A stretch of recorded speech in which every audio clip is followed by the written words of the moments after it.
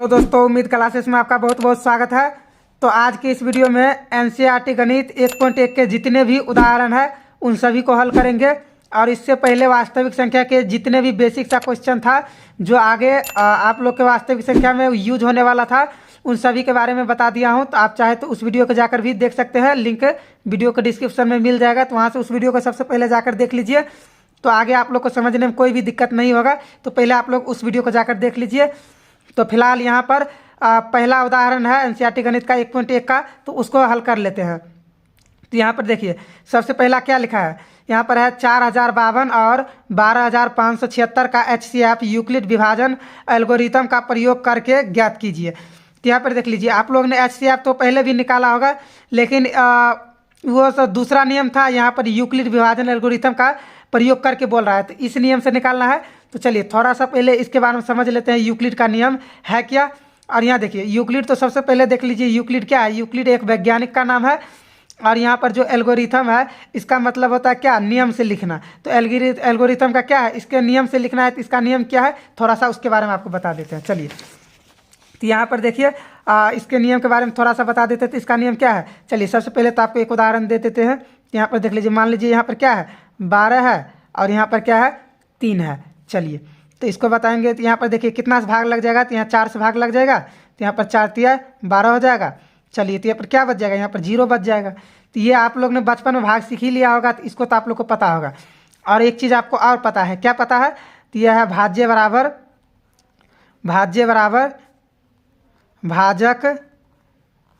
भाजक गुना भागफल। क्या है, सॉरी गुना भागफल है। क्या है, भागफल और प्लस में क्या है शेषफल। ये तो आप लोग बचपन में ही पढ़ चुके हैं, शेषफल। चलिए ये तो आपको पता है। अब बस इसी के सूत्र से ये बनेगा। तो इसको थोड़ा सा आप समझ लीजिए, यहाँ पर क्या है, इसका मतलब कहने का क्या है कि यहाँ पर देख लीजिए, जो इन दोनों जो 2 अंक दिया होगा उसमें जो बड़ा होगा उसको क्या मानेंगे, इन्हीं में देख लीजिए, इसी में, इसमें इन दोनों में कौन बड़ा है। जो 2 पहले दिया है उसमें से एक जो बड़ा है उसको ए मान लेंगे, जो उससे छोटा है उसको बी मान लेंगे, और भागफल को क्यू मान लेंगे, और शेषफल को आर मान लेंगे। बस आपको इसी फॉर्मेट को याद रखना है। ए को किसको ए मानेंगे, किसको बी मानेंगे। और बाकी अभी समझ में नहीं भी आ रहा होगा तो आगे आपको समझ में आ जाएगा जब बनाएंगे तब। तो यहाँ देखिए ए किसको माने हैं, भाज्य को ए माने हैं, और भाजक को क्या माने हैं, तो भाजक को बी माने हैं, और गुना है तो गुना। भागफल किसको माने हैं, क्यू को, तो क्यू दे देते हैं, और प्लस तो प्लस। यहाँ देखिए आर किसको माने हैं, शेषफल को आर माने हैं, तो यहाँ पर आर लिख देंगे।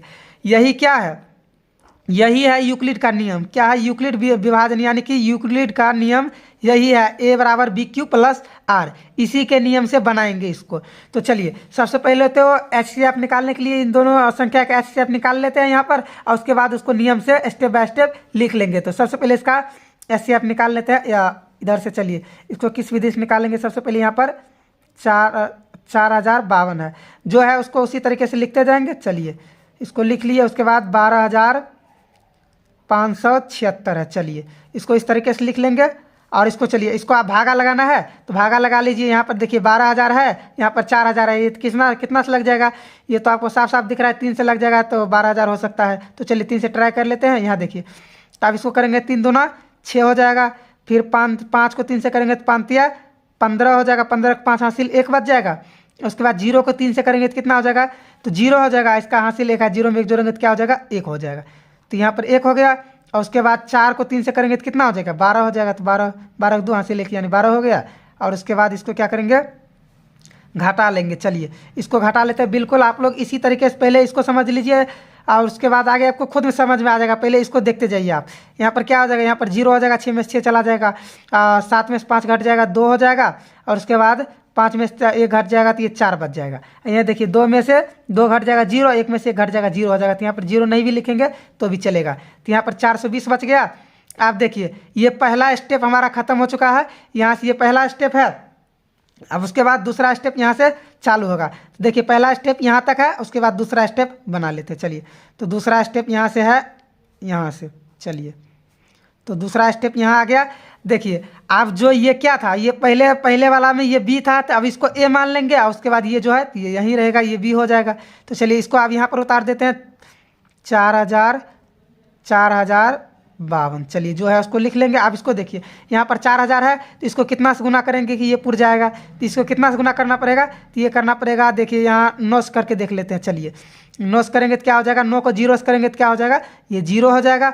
और फिर 9 को 2 से करेंगे तो ये हो जाएगा 18 का 8 है, हासिल 1 बच जाएगा। उसके बाद 4 को 9 से करेंगे, 9 चौका 36 हो जाएगा, 36 है इसका 1 हासिल, 37 के 7 हासिल 3 बच गया तो 3 लिख देंगे। चलिए भाग तो आप लोग बनाए ही होंगे। तो यहाँ पर देखिए यहाँ पर क्या हो जाएगा, इसको भी घटाएंगे तो यहाँ पर घटाएंगे तो क्या बन जाएगा, यहाँ बच जाएगा, देखिए 2 घट जाएगा 0 तो ये 2 बच जाएगा।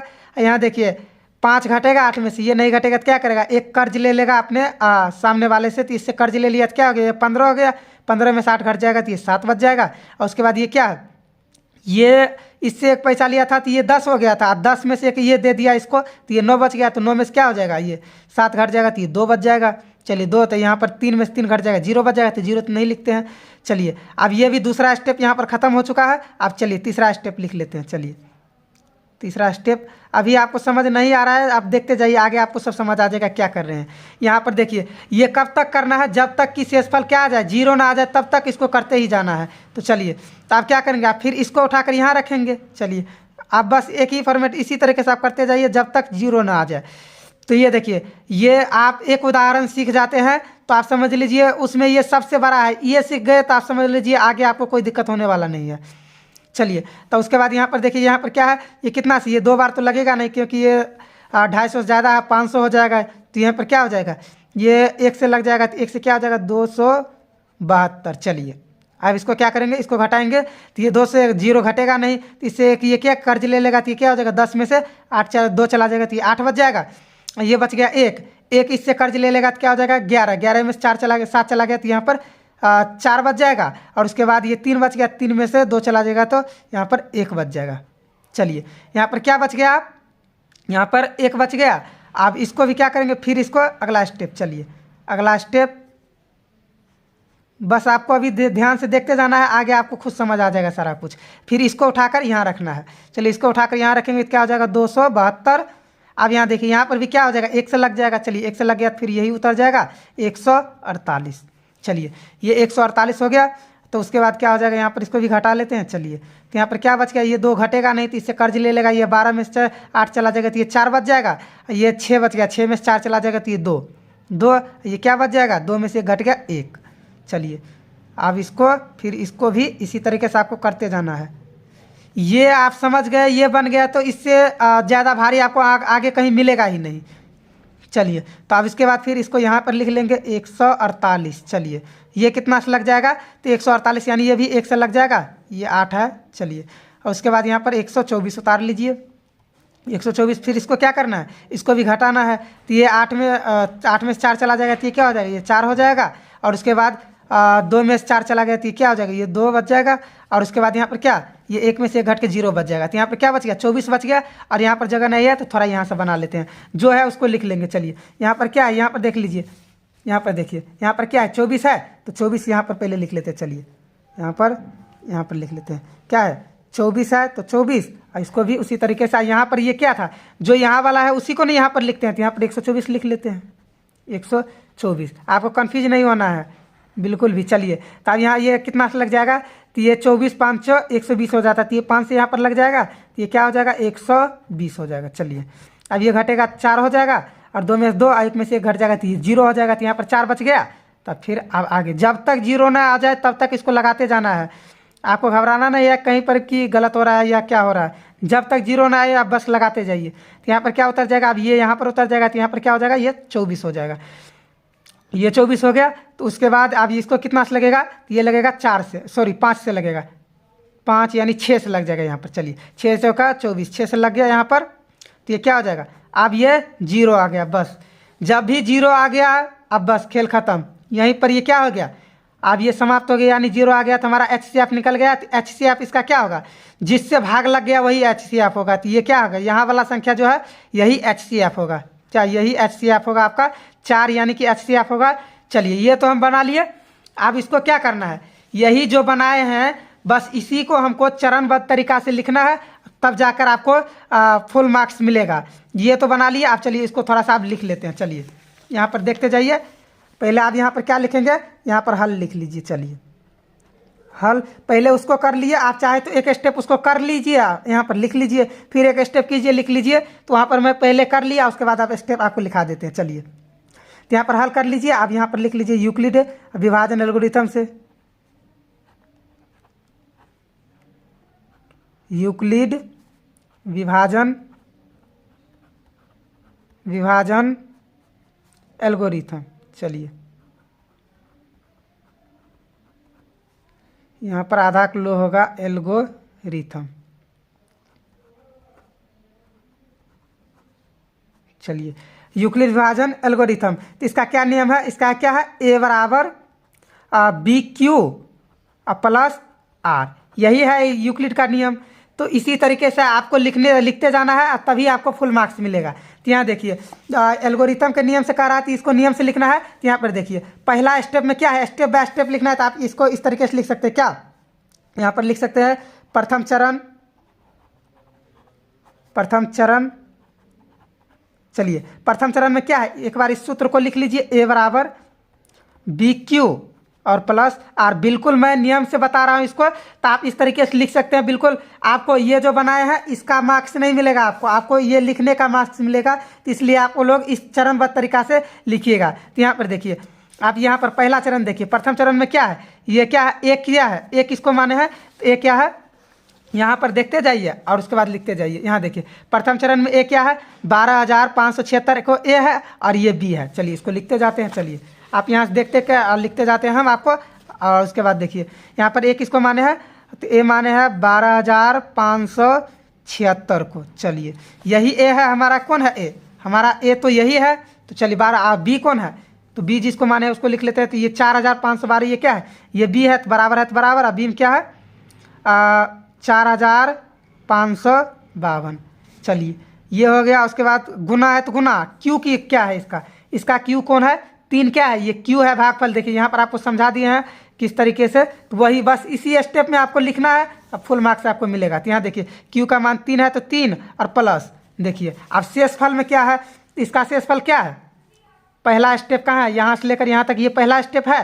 तो इसका आर क्या है, इसका आर है 420। चलिए, तो यहाँ पर लिख देते हैं 420। चलिए, इसका पहला स्टेप आ चुका है। तो प्रथम चरण में ये हो गया। इसी तरीके से आप चरण 2 चरण 3 लिख सकते हैं। यहाँ पर डायरेक्ट आप लिख सकते हैं चरण 1। यहाँ पर प्रथम चरण नहीं भी देंगे तो आप लिख सकते हैं चरण 1 चरण 2। तो मैं चरण 2 चरण 1 हो गया, अब यहाँ पर लिख लीजिए चरण 2, या तो आप 1 लिखिए दिए तो आप डायरेक्ट 2 लिखते जाइए आप यहाँ से। तो आप 2 में क्या है, डायरेक्ट आप लिख दीजिए। यहाँ पर जो है, यहाँ पर आप इसी स्टेप को लिखते जाना है। कैसे, आप देखिए यहाँ पर ए कौन हो जाएगा 452, ये दूसरा। देखिए अब दूसरा वाला ये कौन है, यही है दूसरा वाला। तो इसी को क्या करना है, इसका ए ये हो जाएगा, बी ये हो जाएगा, और क्यू ये हो जाएगा, आर ये हो जाएगा। बस आप एक बार यहाँ से समझ गए, बाकी बात वही लिखते जाना है चरणबद्ध तरीके से। तो दूसरा चरण मैं लिख देता हूँ। यहाँ पर क्या है 4, यहीं से देखते जाइए, यहीं से आप लिख लीजिएगा। वो एक बार बना लिए तो आप इसको क्या हो जाएगा, ये बी हो जाएगा, ए हो जाएगा, ये 4,052। देखिए यहीं से मैं लिख देता हूँ। और उसके बाद देखिए इसका ये हो गया, तो इसका बी क्या हो जाएगा, जो शेषफल है वही बी हो जाएगा।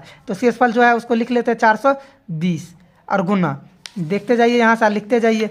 यहाँ पर देखिए क्या हो जाएगा, ये बी हो गया, ये बी और ये ए, और क्या है भागफल क्या है इसका 9 है। तो चलिए गुना में 9 और उसके बाद प्लस, तो प्लस। यहाँ देखिए शेषफल क्या बच गया है, शेषफल यहाँ से देख लीजिए 272। चलिए 272 लिख लेते हैं, शेषफल 272। बस इसी तरीके से ये हो गया, क्या ये हो गया 1। इसी तरीके से मान लीजिए, चलिए ये 1 हो गया चरण 1, और उसके बाद चरण 2 चरण 3। चलिए इसी तरीके से लिखते जाइए। आप इसको क्या करना है, इसी तरीके से बस लिखते जाना है। यहाँ पर आप क्या है, इसके बाद अगला है, हाँ ये देखिए ए हो गया 420। देखिए यही अब जो है पहले वाला जो बी है वो एम बदल जाएगा। तो यहाँ पर 420 ए हो जाएगा, अब क्या हो जाएगा 420 बराबर जो शेषफल है वो बी बदल जाएगा। तो चलिए 472 आपको इसी तरीके से देखना है। उसके बाद क्यू का मान यहाँ से देख लीजिए, क्यू का देखिए ये है पहला, ये है दूसरा, ये है तीसरा। तो क्यू का मान क्या हो जाएगा, 1 हो जाएगा, प्लस तो प्लस। और उसके बाद देखिए शेषफल कितना बच गया इस तीसरा में, ये तीसरा क्या है, तीसरा चरण है, तीसरा में क्या हो जाएगा, तो 148 बच गया। कितना 148। तो इसे ये कितना में लगभग 7 स्टेप में बनाया, तो इसको 7 स्टेप में आप लिख लीजिए। चलिए यहाँ पर और लिख देते हैं जो है 4, इसको आप चाहे तो लिख सकते हैं अपने कॉपी में भी। हाँ चलिए उसके बाद देखिए चौथा में क्या है, ए क्या बन गया 272 ए है। यहीं से देखते हैं, देख के ए भी लिख सकते हैं आप। जो पहले बी था वो एम बदल जाएगा। चलिए और जो शेषफल है वो बी में बदल जाएगा। और उसके बाद देखिए गुना क्यू, क्यू का मान यहाँ से आप देख सकते हैं यहाँ पर क्या है, एक है तो एक लिख लेंगे प्लस, देखिए आर का मान कितना बचा, 124 बचा आर का मान। चलिए 124, बस इसी तरीके से पाँचवा, बस कुछ नहीं करना है, आप ये बना लिए। देखिए आप ऐसा नहीं है कि आप ये बना लिए हैं तो इसका नंबर मिलेगा, इसका नंबर नहीं मिलेगा, आप इस तरीके से लिखिएगा उसका नंबर मिलेगा, ये समझ लीजिए। तो चलिए अब ए बी तो आपको पता ही है, यहाँ वाला जो होगा वो ए हो जाएगा और शेष फल जो है वो बी हो जाएगा, तो यहीं से लिख सकते हैं 124। चलिए और गुना क्यू का मान तो यहाँ से आप लोग देख लीजिए, ये क्या है, इसमें क्या है, ये जो है इसका क्यू का मान है 1 है, क्यू का मान तो 1 ही है। चलिए प्लस आर का मान कितना निकला है, आर का मान 24 निकला है। चलिए आर का मान 24, चलिए 24 निकल गया है। आप छठा चरण, चलिए छठा, छेम क्या है, छेम यहाँ से देख लीजिए, ये ए बन गया 124 और बराबर जो शेष फल है वो बी में बदल जाएगा 24 और गुना इसका भी कितना हो जाएगा, इसका 5 हो जाएगा, क्यू यहाँ से देख सकते हैं आप। अब यहाँ पर आ चुके हैं, यहाँ पर क्या हो जाएगा, छठा चरण में ये 5 हो जाएगा। चलिए तो क्यू का मान 5 और उसके बाद प्लस आर का मान क्या बचा है, आर का मान यानी 4 बच गया है, यानी आर का मान 4। चलिए 4, अब उसके बाद सतवां चरण क्या है, तो सतवां चरण क्या है, चलिए 7, ये क्या हो जाएगा, ये जो है 24 वो एम बदल जाएगा 24 और बराबर जो शेष फल है वो क्या हो जाएगा, देखिए ये जो शेष फल है वो बी बदल जाएगा। चलिए यहाँ पर बी बदल गया और गुना, और गुना में यहाँ पर क्या हो जाएगा, चलिए गुना यानी कि 4 6 चौका 24, यहाँ पर 6 हो जाएगा, आपको सब पता ही होगा। चलिए और उसके बाद प्लस में क्या, 0 आ गया, जब 0 आ गया तो समाप्त हो गया। तो इसका HCF क्या होगा, इसका HCF क्या होगा, जिससे काटा यानी कि 4 क्या है, इसका HCF है, यही 4 HCF है। तो यहाँ पर हम क्या लिख सकते हैं, अतः HCF बराबर कितना है, 4। इसी का आपको नंबर मिलेगा इतना लिखने का, तो यही आपका आंसर हो जाएगा और इसी को लिखने का आपका नंबर मिलेगा। तो पहला इसका क्या हो जाएगा, यही हो जाएगा। आप चाहे तो इसका स्क्रीनशॉट कर सकते हैं, चलिए यहाँ पर पूरा दे देते हैं हम, आप यहाँ से स्क्रीनशॉट करके इसको भी देख सकते हैं और बाकी इसको चाहिए तो आप स्क्रीनशॉट कर लीजिए और लिख भी सकते हैं। चलिए यहाँ से पूरा आप स्क्रीनशॉट कर लीजिए। चलिए अब चलिए तो अगला, अब 2 नंबर का उदाहरण आपको बताते हैं। चलिए तो आप उदाहरण 2 को देख लेते हैं और ये क्वेश्चन बहुत ज़्यादा इम्पोर्टेंट है, ये क्वेश्चन आप लोग को बिल्कुल ध्यान से देखना पड़ेगा, तभी आपको समझ में आएगा, बिल्कुल ध्यान से, क्योंकि ये क्वेश्चन बिल्कुल आप लोग के लिए नया होगा। तो ये क्वेश्चन बिल्कुल ध्यान से देखेंगे तभी समझ में आएगा। तो चलिए एक बार इसको भी पढ़ लेते हैं। तो यहाँ पर है, दर्शाइए कि प्रत्येक धनात्मक सम पूर्णांक 2q के रूप के होता है तथा प्रत्येक धनात्मक विषम पूर्णांक 2q + 1 के रूप का होता है जहाँ q कोई पूर्णांक है। तो इसी के बारे में कहना, इसका मतलब क्या कहने का है, जो सम पूर्णांक होगा वो क्या होगा, 2q के रूप का होगा और जो विषम पूर्णांक है वो 2q + 1 का रूप का होगा। तो चलिए इसको थोड़ा सा हम बता देते हैं कैसे होगा। देखिए ये ऐसे ही होगा, इसको थोड़ा सा आप लोग समझ लीजिए क्वेश्चन को, उसके बाद आगे हल कर लेंगे इसको। देखिए यहाँ पर चलिए थोड़ा सा इसको देख लेते हैं। यहाँ पर है, मान लीजिए 1 2 3 4 5 6 7, चलिए 8, इतना लिख लिए। और उसके बाद देखिए जो इसमें सम पूर्णांक है उसको पहले सम संख्या को छांट लेते हैं इसमें। चलिए जो सम है, चलिए ये क्या है, ये सब सम है। चलिए जो सम है इसको निकाल लिए। अब उसके बाद देखिए यहाँ पर क्या बोल रहा है, इसका गुणज निकालने के लिए कह रहा है कि 2 का गुणज, तो इसका क्या हो जाएगा, इसका हो जाएगा 2 × 1, फिर इसका क्या हो जाएगा 2 × 2। देखिए 2 × 1 होगा, इसका मतलब 2 ही है, और इसको 2 × 2 यानी 4 ही हो जाएगा, और 2 × 3 6 हो जाएगा, और उसके बाद 2 × 4। तो देखिए यहाँ सब में 2 तो है ही, लेकिन ये बदला रहा है, यानी कि ये देखिए ये 2 क्या है, ये 2 तो 2 है ही, लेकिन ये क्या है, ये जो बाकी इधर जो आ रहा है गुणज इसका, ये क्या है, q का मान है। इसका कहने का मतलब क्या है, यही q का मान है, तो इसका ये हो गया। उसके बाद देखिए एक बार इसको भी देख लेते हैं थोड़ा सा, किसको, इसका ये क्या आता है, चलिए इसको देख लेते हैं। तो इसको 1 है, तो इसको हम क्या लिख सकते हैं, देखिए 1 को इधर देखिए 1 क्या बोल रहा है, ये जो सम पूर्णांक है वो इसके रूप में होना चाहिए 2q के रूप में, तो ये क्या हो जाएगा, ये 2q के रूप में है, और विषम पूर्णांक क्या होना चाहिए, 2q + 1 के रूप का होना चाहिए। तो देखिए इसको हम किस तरीके से लिख सकते हैं, इसको लिख सकते हैं 2 × 0 + 1, इसका मतलब क्या है, इसका मतलब भी 1 ही है, इसका गुणज यही होगा। तो 2 को 0 से गुना करेंगे 2 हो जाएगा, प्लस में 1 तो 1, इसका मतलब 1 ही रह जाएगा। चलिए अब विषम पूर्णांक का इसको देख लेते हैं, विषम पूर्णांक जो है, तो चलिए इसका क्या हो जाएगा, इसका हो जाएगा 2 × 1 और +1, इसका मतलब क्या हो गया, 2 × 1 2, 1 3। चलिए अब इसको 5 का क्या हो जाएगा, 2 × 2 और +1।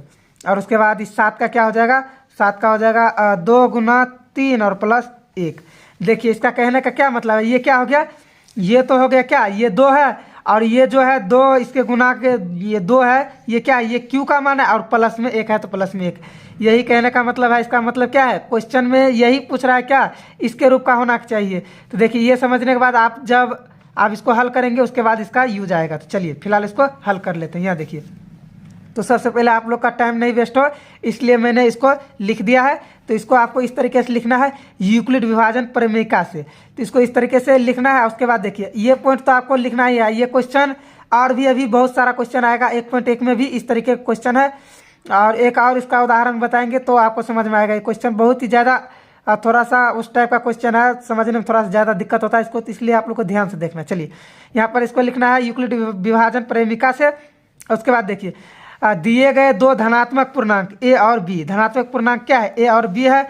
तो ए और बी के लिए ऐसी अद्वितीय पूर्ण संख्याएं क्यू और यहाँ पर क्या हो जाएगा आर विद्यमान है कि। देखिए इसका मतलब क्या है, 2 धनात्मक पूर्णांक ए और बी तो है ही, लेकिन ये क्या है, ए और बी के लिए ऐसी अद्वितीय पूर्णांक का मतलब क्या होता है, अद्वितीय पूर्ण संख्या। इसका मतलब क्या है, जिसका दूसरा कोई हल ना निकले। किसका, यानी कि क्यू और आर का दूसरा मान कोई नहीं होगा। जो एक मान निकलेगा नियम से, इसके नियम से वही मान रहेगा और कोई दूसरा नहीं निकल सकता। इसका मतलब यही है। तो ये आपको समझ में नहीं भी आया तो भी आप इसको याद ही कर लीजिए, इसको बस आपको लिखना ही है, ये समझ लीजिए। चलिए उसके बाद क्या है, तो इसके क्या हो जाएगा, ए बराबर बी क्यू प्लस आर। तो जहाँ क्या है, आर का क्या है 0, क्या होगा, आर का मान क्या होगा 0 से बड़ा और 0 के बराबर होगा। अब बी का मान क्या होगा, आर का मान बी से छोटा होगा, आर का मान बी से छोटा होगा और आर का मान क्या होगा 0 से बड़ा और 0 के बराबर होगा। ये आप लोग को बिल्कुल ध्यान में रखना है, ये चीज़ समझना है। क्या होगा, आर का मान 0 से बड़ा और 0 के बराबर, और क्या होगा बी के मान से आर का मान हमेशा छोटा रहेगा, बराबर नहीं रह सकता है। तो इसको आपको ध्यान में रखना है बिल्कुल। तो चलिए अब इतना समझने के बाद आप थोड़ा सा आप इसको हल कर लेते हैं। चलिए अब यहाँ पर देखिए, जब ये हो गया तो इसमें देखिए सबसे पहले क्या मान निकालना है। इसमें देखिए, इसमें से सबसे पहले हमको बी का मान ढूंढना है। तो बी का मान कैसे निकलेगा, यहाँ देखिए, यहाँ सूत्र में क्या है, ए बराबर बी क्यू प्लस आर। देखिए जहाँ पर क्यू है, क्यू के गुणज जो है वही क्या है, बी का मान है, जो दोनों में जो होगा। देखिए क्यू का मान यहाँ पर भी 2 है, क्यू का मान यहाँ पर भी 2 है। तो इसका मतलब क्या है, यही बी का मान है, जो क्यू के बगल में है वही बी का मान है। तो यहाँ पर चलिए, यहाँ पर हम क्या करेंगे, यहाँ पर मान लेंगे बी का मान। चलिए यहाँ पर मान लेते हैं, माना बी बराबर 2। तो बी बराबर 2 मान लिए, तो आप क्या करेंगे, बी बराबर जब 2 माने तो यहाँ क्या हो जाएगा, ए बराबर क्या होगा, बी की जगह पर क्या लिख देंगे 2, और गुना तो गुना, क्यू तो क्यू, और प्लस आर है तो आर। चलिए इतना लिखने के बाद अब इसको मान लेते हैं क्या, समीकरण 1 मान लेते हैं। अब ये देखिए, ये समीकरण 1 मानने के बाद यहाँ देखिए, अब आर का मान, जब बी का मान निकल गया तो आर का मान भी निकल जाएगा। देखिए तो इसमें कंसेप्ट क्या है, तो जहाँ पर बी है वहाँ पर क्या करेंगे, अब बी का मान रख देंगे तो यहाँ क्या हो जाएगा, यहाँ पर देखिए आर का मान हम लिख देते हैं, फिर आपको समझाते हैं। चलिए यहाँ पर आर का मान क्या होगा, आर का मान होगा क्या, यहाँ पर पहले ही बोल दिया है क्या, आर का मान 0 के बराबर और 0 से बड़ा होगा। तो यानी पहला मान क्या हो जाएगा 0 कोमा, दूसरा मान क्या होगा 1 हो जाएगा। लेकिन यहाँ पर बी का मान 2 है तो 2 क्यों नहीं होगा, क्योंकि यहाँ पर देखिए, यहाँ पर क्या है, ये लकीर लगा हुआ है, इसका मतलब है कि ये बराबर होगा। लेकिन यहाँ पर ये नहीं है तो इसका मतलब क्या है, वो नहीं ले सकते हैं उसको। यहाँ पर भी अगर ये नहीं होता तो इसको नहीं लेते, लेकिन यहाँ पर ये है इसलिए इसको 0 को भी ले रहे हैं, 1 को नहीं लेंगे। तो यहाँ पर देख लीजिए, अब इसके बाद यहाँ पर क्या हो गया, आर का मान क्या निकल गया 0,1। तो यहाँ पर 0,1 निकल गया आर का मान। तो यहाँ पर देखिए आर का मान निकल गया। तो आप देखिए जितना आर का मान निकलेगा उतना ही हमको स्टेप बनाना पड़ेगा। तो चलिए आर का मान 2 निकल गया, तो अब उसके बाद क्या निकालना है, इसी को निकालना है। तो चलिए स्टेप 1 में लिख लेते हैं। चलिए स्टेप 1 में क्या है, स्टेप 1 में पहले आर का मान 0 रख लेंगे, उसके बाद 1 रख लेंगे। तो चलिए जब आर बराबर क्या 0 रखेंगे, तो जब आर बराबर 0 हो तो, चलिए 0 हो तो क्या हो जाएगा, जब आर बराबर 0 हो तो क्या होगा, समीकरण इसको 1 माने तो यहाँ पर लिख लीजिए आप समीकरण 1 से। चलिए समीकरण 1 से चलिए समीकरण 1 क्या है, समीकरण 1 क्या है, यह है ए बराबर 2, क्या है 2 गुना क्यू और प्लस, देखिए आर का मान क्या निकाले 0, आर का मान रखे 0 तो 0 रख देंगे। तो यहाँ पर क्या हो जाएगा, ए बराबर 2 क्यू, और जीरो है तो जीरो का कोई मतलब है नहीं, जीरो तो जीरो जुड़ जाएगा उसमें। तो देखिए अब ये सम पूर्णांक है या विषम पूर्णांक है, चलिए इसको थोड़ा सा देख लेते हैं। चलिए ये देखिए यहाँ पर क्या निकला है, 2q निकला है, यहाँ पर देखिए 2q, तो 2q। चलिए इसको जो 2 से कट जाता है, यानी जो 2 से विभाजित हो जाता है वही तो होता है समपूर्णांक। चलिए तो ये 2 से कट गया, यानी कि ये क्या है, ये विभाजित है 2 से, तो इसका मतलब ये समपूर्णांक है। तो इसको हम क्या लिखेंगे, इसको लिख लेते हैं। चलिए इसको लिख लेते हैं। चलिए चूंकि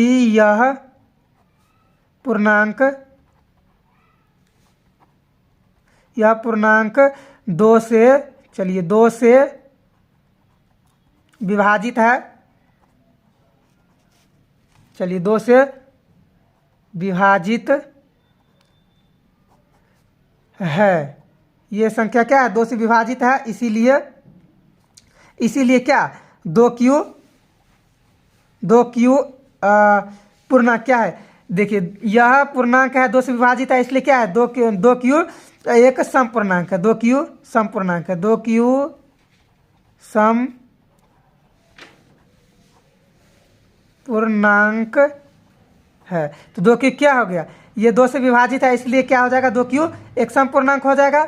चलिए तो स्टेप 1 कंप्लीट हो गया, तब स्टेप 2 लिख लेते हैं। चलिए स्टेप 2 में क्या है, इसमें भी क्या होगा, जब क्या हो जाएगा, जब r बराबर क्या रखेंगे, 1 रखेंगे।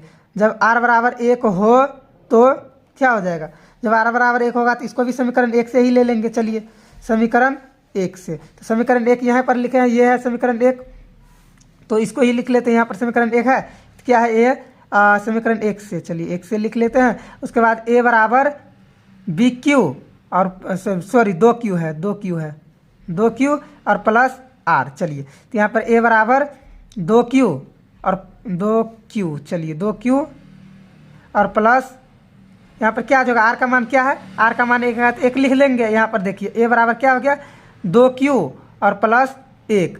अब इसको देखिए, ये इसको भाग लगा कर देखते हैं, 2 से कट जाएगा तो ये असम पूर्णांक होगा, नहीं तो विषम पूर्णांक होगा। तो ये क्या हो जाएगा, ये 2q और प्लस 1 है, तो इसको 2 से भाग लगाएंगे तो ये कटेगा। देखिए ये तो कट जाएगा, लेकिन ये नहीं कटेगा, हमको तो काटना है दोनों से, तो दोनों यानी कि दोनों नहीं कटेगा, तो ये क्या है, ये विषम पूर्णांक है। तो यहाँ पर भी क्या लिखना है, यहाँ पर भी क्या करेंगे, वही चीज़ लिख देंगे। चलिए यहाँ पर भी लिख लेते हैं, चूंकि यह पूर्णांक 2 से विभाजित नहीं है, 2 से लिख लेते, चलिए 2 से विभाजित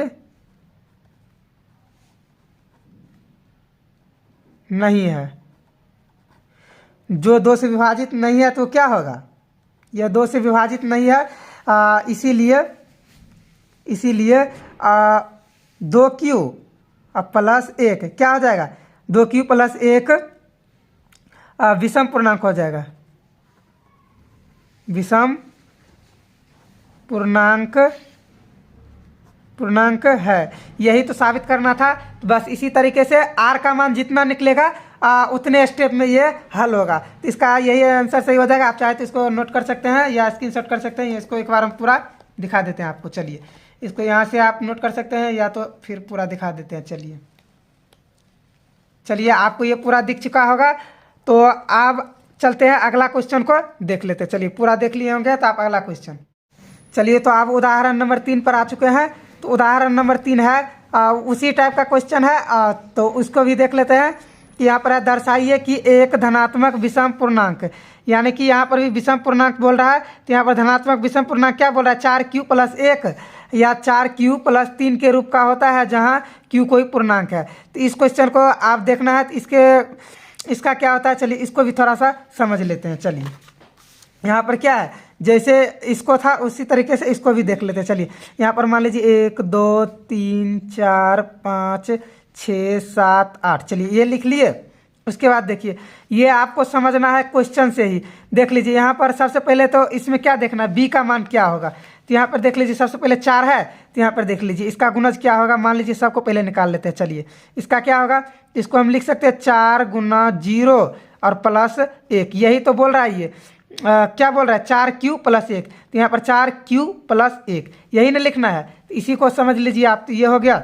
और उसके बाद देखिए इसको भी उसी तरीके से, पहले आप ये समझ लीजिए जिस तरीके से क्वेश्चन में बोल रहा है वही। ये देखिए ये कोई आंसर नहीं है इसका, इसको क्वेश्चन समझने की कोशिश कर रहे हैं क्या है, उसके बाद ही वहाँ पर पता चलेगा क्या है इसका आंसर। चलिए अब थोड़ा सा इसको देख लीजिए, यहाँ पर क्या है, इसको लिख सकते हैं 4 × 0 और +2। तो यहाँ 4 × 0 का मतलब क्या हो गया, ये 0 हो गया, तो प्लस में 2 बच गया, तो यही 2 हो गया। तो इसको इसीलिए हम लिख सकते हैं इस तरीके से। चलिए फिलहाल यहाँ आगे देख लेते हैं। यहाँ पर भी लिख सकते हैं 4 × 0 और +3 लिख सकते हैं। यहाँ पर देखते जाइए। अच्छा इसमें क्या है, इसका क्या लिख सकते हैं 4, यहाँ पर लिख सकते हैं क्या, हाँ 4 × 1 और +0। आप देख लीजिए इसका फॉर्मेट क्या है। चलिए इसको पहले पूरा बना लेते हैं, उसके बाद फिर और देखेंगे आगे। चलिए इसका क्या है, 5 का क्या लिख सकते हैं 4 × 1 और +1। तो ये क्या हो जाएगा 4 × 1 यानी 4 + 1 यानी 5 पूर गया। तो इसको इस तरीके से लिख सकते हैं क्या, 4 × q + 1, वही हुआ। इसका ही मतलब यही हुआ, देख लीजिए यहाँ पर इसका मतलब वही हुआ। तो चलिए इसको आप फिर आगे भी लिख लेते हैं। इसको क्या लिख सकते हैं 4 × 1 और +2। चलिए 4 × 1 और +3, और उसके बाद आगे देख लीजिए 4 × 2 और +0। अब इसमें आपको क्या समझ आ रहा है, कोई भी यहाँ पर देख लीजिए कोई भी धनात्मक विषम पूर्णांक हो तो ये क्या होगा, ये किस रूप का होगा, तो ये होगा क्या, देख लीजिए सब में क्या होगा 4q + 1। देख लीजिए 4q + 1 या 4q +, देखिए विषम पूर्णांक, यहाँ सम को हम बात नहीं करेंगे। ये देखिए सम है, इसको बात नहीं करेंगे। सम को पहले चलिए छांट लेते हैं, ये हटा दीजिए इसको। विषम पूर्णांक की बात कर रहा है इस क्वेश्चन में, तो विषम पूर्णांक को ही हमको देखना है, विषम पूर्णांक को। चलिए तो यहाँ पर विषम पूर्णांक क्या है, देखिए ये क्या है, एक वाला विषम है, तो इसको देखेंगे तो ये क्या है 4q + 1 के रूप का मिल गया हमको। फिर देखिए 3, ये क्या है 4q + 3, यानी कि देख लीजिए यहाँ पर क्या है 4q + 3, इन्हीं का रूप को खोजना है। फिर देखिए यहाँ 7 क्या है, ये भी विषम संख्या है, तो इसका क्या होगा 4q + 3, क्या हो गया 4q + 3 का। तो आप कितने भी विषम संख्या निकाल लीजिए, इसका यही रूप का आएगा। इसका कहने का मतलब यही है, सम को छोड़ देना हमको, विषम को देखना है। तो वो क्या आएगा, विषम कोई भी ले ले तो वो क्या आएगा 4q + 1 के रूप का आएगा, या तो 4q + 3 के रूप का ही आएगा। क्वेश्चन का कहने का मतलब यही है। तो चलिए अगर आप इसको समझ गए हैं तो आप क्वेश्चन को हल कर लेते हैं। चलिए तो यहाँ पर आप क्वेश्चन को हल करेंगे, तो यहाँ पर क्वेश्चन देखिए। अब ये सब तो हम लिख दिए, आपको टाइम का बर्बाद ना हो इसलिए। तो यहाँ पर देखिए, यहाँ पर भी हल लिखेंगे। यूक्लिड विभाजन जो पिछले क्वेश्चन में लिखा है, यूक्लिड विभाजन से दिए गए दो धनात्मक पूर्णांक a तथा b के लिए ऐसी अद्वितीय पूर्ण संख्याएं q और r विद्यमान है। इस तरीके से a = bq + r, जहाँ r क्या है, r है क्या, r है 0 से बड़ा और 0 के बराबर, लेकिन b से छोटा r हमेशा क्या होगा, b से छोटा होगा, b के बराबर नहीं होगा, r b से हमेशा छोटा होगा। ये चीज़ आपको ध्यान में रखना है। ये क्वेश्चन कभी कभी ऑब्जेक्टिव में भी पूछ देता है ये दोनों, तो इसको भी आप लोग को याद रखना है बिल्कुल ध्यान से। तो चलिए अब इसके बाद क्या करना, इसके बाद हल कर लेते हैं। तो यहाँ पर चलिए इसका आप देखिए, सबको ढूंढ लिए, तो b का मान तो आपको पता ही है। b का मान क्या होगा, दोनों में 4 क्या है, q के बगल में जो है वही b का मान होता है। तो यहाँ पर क्या हो जाएगा, इसका b का मान क्या हो जाएगा, चलिए पहले इसका b का मान मान लेते हैं। चलिए माना क्या हो जाएगा, b बराबर 4 है तो 4। अब उसके बाद b का मान 4 निकल गया, तो उसके बाद क्या करना है, पहले इसको लिख लेंगे b का मान जहाँ पर जो 4 है, तो यानी a बराबर b के जगह पर क्या लिख लेंगे 4 लिख लेंगे, और गुणाम q है तो q लिख देंगे, और प्लस r है तो r। अब इसको क्या कर लेंगे, इसको भी समीकरण 1 मान लेंगे। अब इसको अब देखिए, अब r का मान क्या होगा, मान लीजिए यहाँ पर क्या है, चलिए इसको यहाँ पर एक बार लिख देते हैं, 0 बड़ा है r से और r के बराबर है 0, और उसके बाद b। चलिए b के जगह पर क्या लिख देंगे, b के जगह पर 4 रख देते हैं जो है। तो आप देखिए b के जगह पर 4 है, तो इसका मतलब क्या है, b का 4 गो मान निकलेगा, लेकिन तो 4 गो मान निकलेगा तो क्या होगा इसका मान, तो इसका मान चलिए यहाँ पर लिख देते हैं। इसका मान क्या होगा, जहाँ लिख देते हैं, चलिए जहाँ देखिए r का मान क्या, ये बोल रहा है 0 से बड़ा और 0 के बराबर, तो यानी 0 भी ले सकते हैं। तो यहाँ पर 0, 1, 2, 3 क्या होगा, r बराबर यहाँ पर लिख सकते हैं आप, r बराबर क्या होगा 3। 4 नहीं लेंगे, क्यों, क्योंकि ये बोल रहा है b का मान क्या होगा r, मतलब कि b का मान क्या होगा, r हमेशा छोटा होगा b से, यानी कि यहाँ पर बराबर का चिन्ह नहीं है, इसलिए यहाँ पर क्या करेंगे, हम 4 को नहीं लेंगे। क्या होता है, ये छोटा है, b से छोटा होगा r हमेशा, इसलिए यहाँ पर क्या करेंगे 4 नहीं लेंगे, यहाँ पर 3 तक ही लेंगे। अब यहाँ पर समझ लीजिए क्या है, 0,1,2,3 जितना इसमें आर का मान होगा उतना स्टेप में ये क्वेश्चन बनेगा। चलिए तब उसके बाद आगे देख लेते हैं कितना स्टेप में बनेगा ये क्वेश्चन। तो चलिए यहाँ पर आप क्वेश्चन को थोड़ा सा अब देख लीजिए, हल कर लीजिए। यहाँ पर आप देखिए आप क्या करना है, इस पर यहाँ पर हल करना है, यानी कि आर का यदि आर बराबर, चलिए यदि आर बराबर क्या हो जाएगा, यदि एक बार आर बराबर पहले रख लेते हैं 0 हो तो आर बराबर 0 हो तो क्या होगा, तो समीकरण 1 से फिर ले लेंगे। सेम स्टेप उसी वाला स्टेप करना है समीकरण 1 से। चलिए समीकरण 1 में क्या है, ए बराबर 4 गुना क्यू और प्लस आर, तो ये हो गया। और उसके बाद देखिए आप जो है उसको लिख लेंगे, 4 गुना क्यू है तो क्यू और प्लस क्या है, आर का मान क्या रखे हैं, एक बार 0 रखें तो ये क्या आया, ए बराबर क्या आया 4Q। तो अब ये क्या है, ए बराबर 4Q आ गया, तो ये तो 2 से भाज्य है, यानी कि ये क्या हो जाएगा, ये हो जाएगा सम पूर्णांक हो जाएगा। क्या हो जाएगा, धनात्मक सम पूर्णांक हो जाएगा। चलिए मान लीजिए ये क्या है, सम पूर्णांक, इसको लिख देते हैं। पहले तो सब कुछ लिख दिया, बस आप खाली सम विषम लिखेंगे। चलिए सम पूर्णांक आपको समझने के लिए, चलिए ये क्या है, ये सम पूर्णांक है। अब उसके बाद क्या करना है, अब अगला जो आर का मान क्या रखना है, 1 रख के देखते हैं तब फिर क्या आता है उसको देख लेते हैं। चलिए लीजिए अब यहाँ पर यदि आर बराबर क्या 1 रख लेते हैं, 1 हो तो, चलिए हो तो जब आर बराबर 1 होगा तब क्या होगा, फिर समीकरण 1 से रखेंगे। चलिए समीकरण 1 क्या है समीकरण 1 से, तो समीकरण 1 फिर बार बार यही स्टेप को करना है, जितना बार आर का मान है उतना बार इसको स्टेप लिखना है।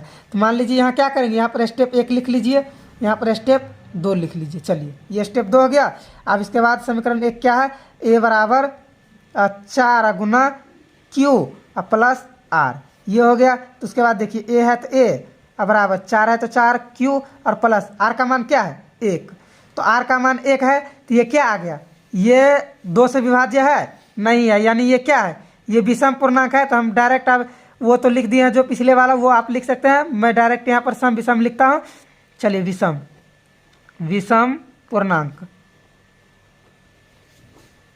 पूर्णांक ये हो गया।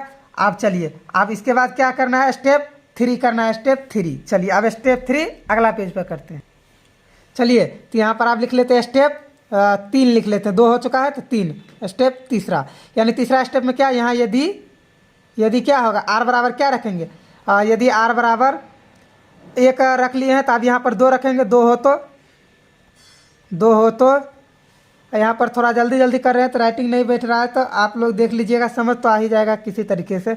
चलिए आर बराबर 0 होगा तो यहाँ क्या करेंगे, इसको भी क्या करेंगे, फिर से समीकरण 1 से ले लेंगे। चलिए समीकरण 1, तो समीकरण 1 में क्या होगा, तो जो है उसको लिख लेंगे ए बराबर 4 गुना क्यू प्लस आर, जो है उसको लिख लिए। उसके बाद ए बराबर 4Q प्लस इसका क्या रखेंगे, 2 रखेंगे, तो ये क्या है, इसको देख लेते हैं। चलिए इसको मान लीजिए थोड़ा सा रफ में बता देते हैं आपको।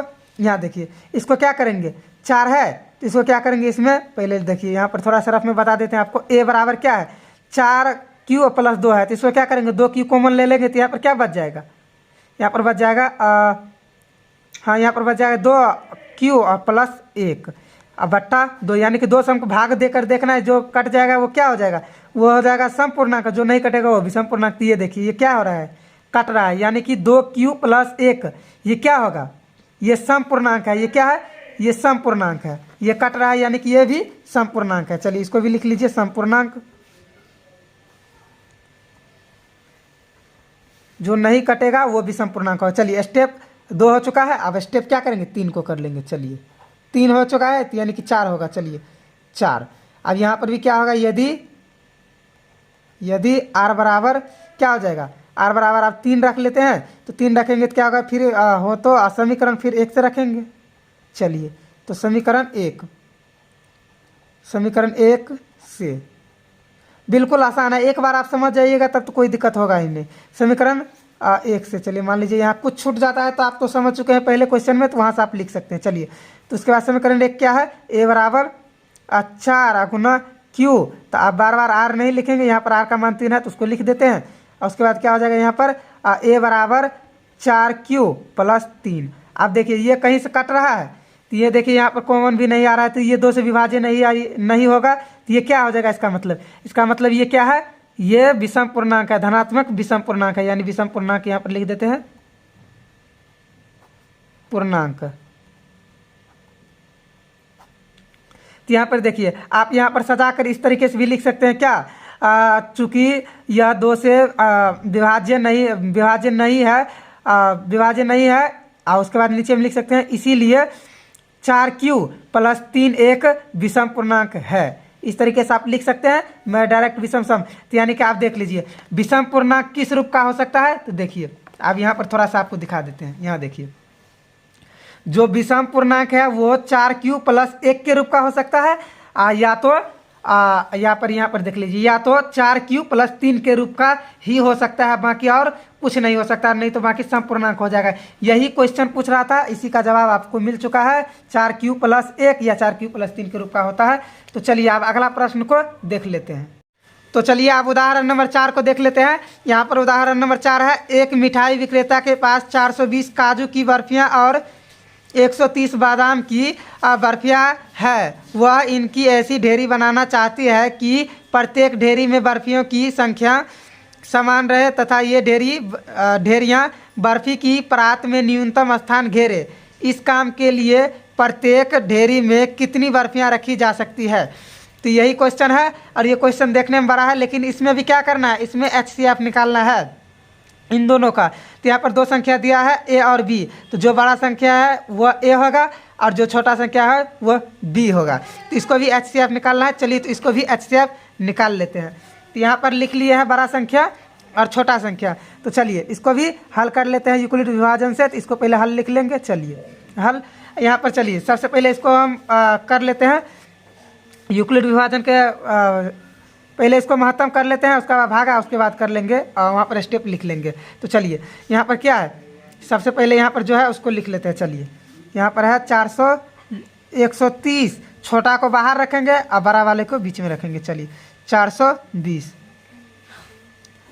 अब इसको किस तरीके से करेंगे, ये कितना से कटेगा। चलिए ये 3 से लग जाएगा, तो 3 से करेंगे तो क्या हो जाएगा, 0 को 3 से करेंगे तो 0, 3 को 3 से करेंगे तो 9, और फिर 1 को 3 से, तो यानी 3 हो जाएगा 390। और फिर इसको घटाएंगे यहाँ पर, तो घटाएंगे तो क्या हो जाएगा 0, और उसके बाद ये देखिए 2 में से 9 तो घटेगा नहीं, तो ये क्या होगा, इससे एक कर्ज ले लेगा तो ये बन जाएगा 12, 12 में से 9 गया तो ये 3 हो जाएगा। और उसके बाद ये तो 3 बच गया, 3 में से 3 गया 0, तो 0 नहीं भी लिखेंगे तो भी चलेगा। तो चलिए अब इसको आप जो देखिए जो पहले A था उसको आप B मानेंगे। ये देखिए ये पहला स्टेप खत्म हो गया है, तो आप चाहे तो यहाँ पर क्या, चलिए पहले इसको स्टेप बाय स्टेप लिखिए लेते हैं इसको। चलिए तो यहाँ पर क्या हो जाएगा, हल लिख लीजिए और यहाँ पर यूक्लिड नियम से, यूक्लिड विभाजन एल्गोरिथम से लिख लेते हैं। चलिए यूक्लिड विभाजन एल्गोरिथम से, चलिए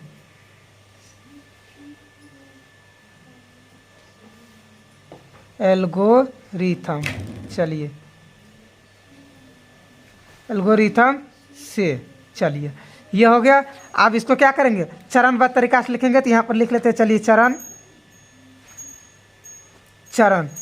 चलिए तो चरण क्या है, इसमें प्रथम चरण यानी पहले चरण, इसको लिख लेंगे क्या, इसका सूत्र क्या होता है यूक्लिड विभाजन का, तो इसका होता है A = BQ और प्लस R, ये होता है। तो इसका चरण 1 क्या लिख लेंगे, चरण 1 में, चलिए चरण 1 में जो अभी बनाए हैं उसको ही लिख लेते हैं। चरण 1 में क्या है, A का मान क्या है, A का मान 420 है, तो यहाँ पर 420 रख देंगे। चलिए एक जगह पर 420 बराबर B का क्या है 30 है, यानी जो उससे छोटा है वो क्या हो जाएगा 30, तो यहाँ पर 130 और गुना Q का मान कितना निकला है, Q का मान 3 निकला है, तो Q का मान 3 दे देंगे। चलिए 3 और प्लस R का मान कितना है, R का मान 30 निकला है यहाँ पर, तो R का मान 30। चलिए 30, तो ये क्या हो गया, प्रथम चरण खत्म हो गया। अब दूसरा स्टेप लिखेंगे, तो दूसरा स्टेप यहाँ पर बना लेते हैं। तो देखिए जो A था जो B था अब वो A में बदल जाएगा, तो यहाँ पर 130 वहाँ से उठा के यहाँ पर रखते जाइए बस। हाँ अब उसके बाद ये कितना से लगेगा, तो ये 4 से लगेगा तो 120 हो जाएगा, तो यहाँ 4 से, तो ये क्या हो जाएगा 4 से 120 हो गया। चलिए और उसके बाद इसको घटाएंगे 0 और 3 में से 2 चला गया तो ये 1 हो जाएगा, और उसके बाद ये कितना बच जाएगा, ये 0 हो जाएगा, यानी ये कितना बच गया, ये 10 बच गया। चलिए अब ये क्या हो गया, इसको एक स्टेप अब यहाँ पर फिर लिख लेंगे दूसरा स्टेप। चलिए स्टेप 2, तो 2 स्टेप में क्या हो जाएगा, ये है यहाँ आ जाएगा 30, ये पहले भी बता चुके हैं। और उसके बाद जो शेषफल है वो b में बदल जाएगा और गुना q का मान तो यहाँ पर निकाल ही लिए हैं। कितना निकाले हैं? 4 निकाले हैं। चलिए तो यहाँ पर 4 और प्लस कितना है, r का मान 10 निकाले हैं, r का मान 10, तो चलिए 10 ये हो गया। अब उसके बाद अगला देख लीजिए। तो आगे क्या करना है, अब आगे भी ये लीजिए, आगे भी आ चुके हैं। तो आगे क्या करेंगे, इस 30 को यहाँ पर रखेंगे। 30 ये आपको रफ में ही करना है, ये नहीं भी लिखेंगे तो भी चलेगा, लेकिन वो जो स्टेप है नियम से उसको आपको लिखना पड़ेगा। तो यहाँ ये 3 से कट जाएगा 30, तो ये क्या हो जाएगा 0 0। तो यहाँ पर क्या बच गया, जिससे कटेगा वही HCF होगा। तो ये किससे कटा, 10 से कटा, यानी कि ये क्या हो जाएगा, यही HCF हो जाएगा इसका। चलिए इसको भी लिख लेते हैं चरण 3। चलिए चरण 3 में क्या है, ये पहले तो आप समझ लीजिए, ये आ गया A में, और उसके बाद जो शेषफल है वो B बन जाएगा, और उसके बाद गुना Q का मान कितना निकला है, 3 निकला है, और उसके बाद प्लस 0 आ गया। जब 0 आ गया समझ लीजिए हमारा आंसर मिल गया। तो 0 आ गया है तो इसका आंसर क्या हो जाएगा, यही 10 होगा। हमारा आंसर क्या होगा, यही 10 होगा, जिससे कटेगा वही आंसर होगा। तो इसका तो लिख सकते हैं अतः HCF बराबर 10।